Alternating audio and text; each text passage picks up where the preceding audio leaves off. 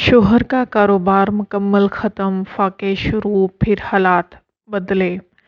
محترم حضرت حکیم صاحب السلام علیکم۔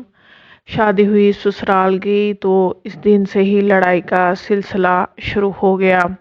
پورے 18 سال سسرال میں رہی، آخر سسرال والوں نے گھر سے نکال دیا۔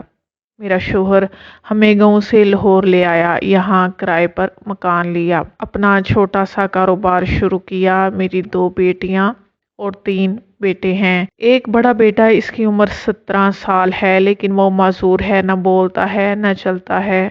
ہم 7 کھانے والے ہیں اور میرے شوہر اکیلے کمانے والے ہیں۔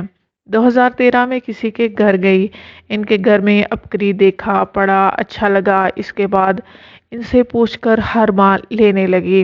اکتوبر 2013 سے لے کر آج تک ہر ماہ باقاعدگی سے پڑھتی ہوں۔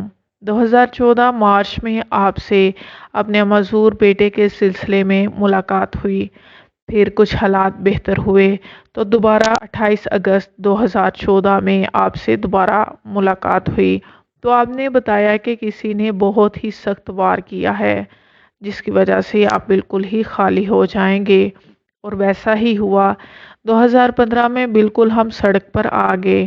پھر آپ نے بتایا کہ تسبیح خانے میں 21 محفل سنو، تو ہم نے بغیر ناگے کے 21 محفل میں ہر حال میں تسبیح خانہ پہنچ جاتے۔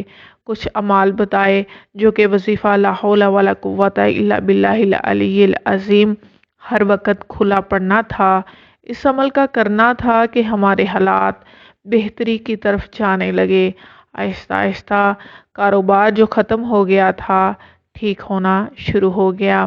اس طرح 2017 میں آپ کی دعا سے ہم نے عمرے کی سعادت حاصل کی۔ آپ بھی ان اعمال کو یقین اور توجہ سے لازمی آزمائیں اور ان سے بھرپور فائدہ بھی اٹھائیں۔